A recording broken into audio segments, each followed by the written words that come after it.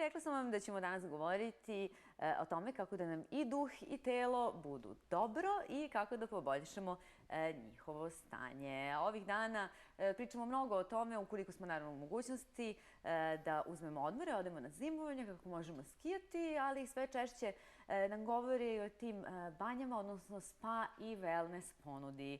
I onda se najčešće pominje Slovenija. Međutim, da li ste se zapitali možemo li u Srbiji uživati u wellnessu i na koji način ćemo uživati u njemu ukoliko zaživi i na našim prostorima? Na ovu temu Gorana Isilović, dobar dan, dobrodošli, i Bojana Matić, dobar dan, dobrodošli. Srpski wellness, šta je to?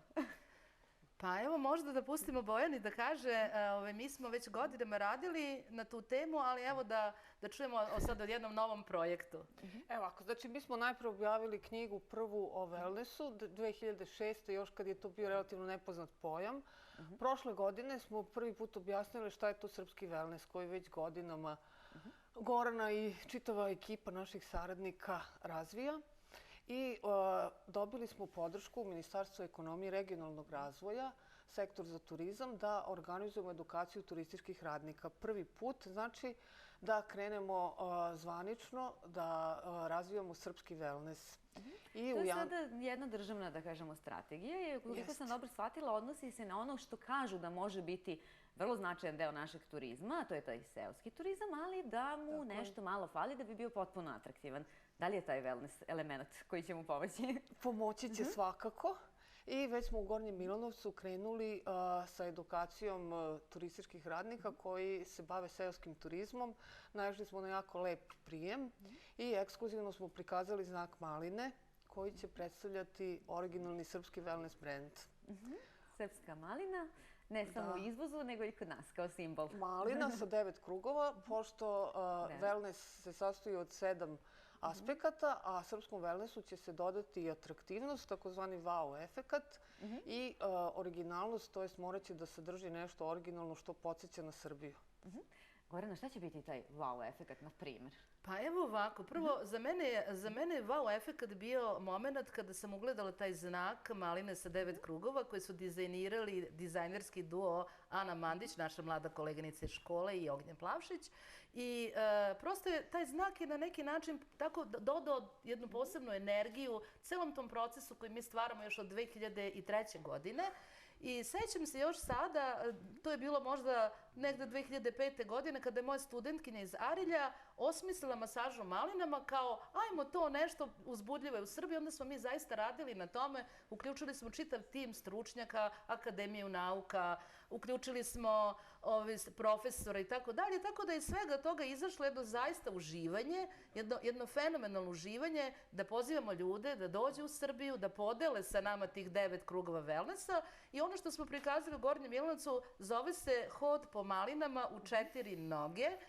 Podrazumeva se da uzmemo jednu karlicu drvenu, da sednemo ispod šljive u wellness vrt, da napunimo tu karlicu svežim malinama ili ako nemamo svežom da zamrznute pa zagremo malo ulje, onda znači dvoje zaljubljenih ili dvoje naših gostiju sednu svaki na svoj lazy bag napunjen zobenom slamom i oni tako leže, hodaju po malinicama, širi se taj prijatni miris koji podiže raspoloženje. Oni pri tome piju milkshake od malina ili frape od malina, ptičice im cvrkuću, tu neko jagnješce prođe, neka klepetušica. I na kraju, kada se sve to završi, uradimo peeling mekinjam ili brojnim brašnom, izmasiramo nogicu i obuku ti naši gosti tople čarapice od naše vune sa znakom srpske srednjevekovne maline za 21. vek. Pa ko u tome ne bi uživao? Pa zar to nije wow? Prosto evo, i znate što je bilo uzbudljivo? Kad smo mi to radili u Milanovcu, bilo je dosta dama, da kažem, seoskih domaćica koje već imaju kategorisana domaćinstva i oni su jedva čekali da se završi prezentacija pa da odu. Ja sam rekla, idite kući i nađite nekog koga najviše volite i probajte, već su to stavili u ponudu. Tako da ćemo to imati u ponudi. I drugi dan, ono što smo radili radionicu, to moram zaista da se zahvalim akademiku profesoru Spremiću, koji je stalno kao neki, prosto kao neki dobar duh bdio nad svima nama. Radili smo taj projekat srpskog srednjevekovnog koktela, koji se zapravo zove Dođite na gozbu kod Milutina. Naime, sve to bazirano na onom divnom događaju kada Teodor Metohid doveo Simonidu, Milutinu i opisivao je sve to divno, divne đakonije koje on sreo na tom dvoru. I ono što je zanimljivo, mi smo probali da skinemo taj koktel, to je finger food. Znači, jesmo mi imali salatne kašike, ali smo jeli tad prstićima, na srebrnim pladnjevima. Tu su bile divne srebrne čaše koje mogu da se vide još uvek, mislim, u Muzeju primenjene umetnosti. On je to opisivao kao da je došao na neko rajsko mesto, što to zaista jeste bilo.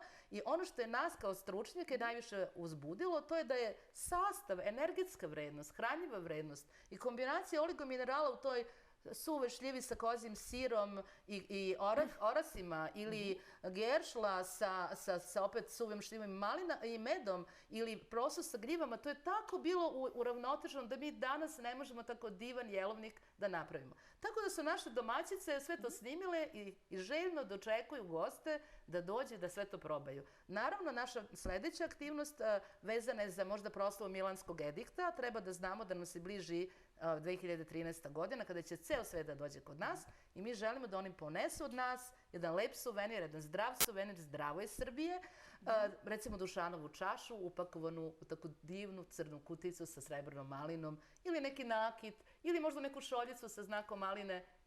Mislim da ćemo stvarno svi zajedno da uživamo. Verujem da ćemo biti spremni te 2013. godine. A kažite mi, evo sad samo za kraj, srpski wellness trenutno, kome je namenjen prvenstveno? Da li nama koji ponajmanje poznajemo našu zemlju, da se malo trgnemo i odemo do sela i vidimo šta nam nude, ili već postoji neka organizovana akcije, da kažem, lobiranja stranih turista?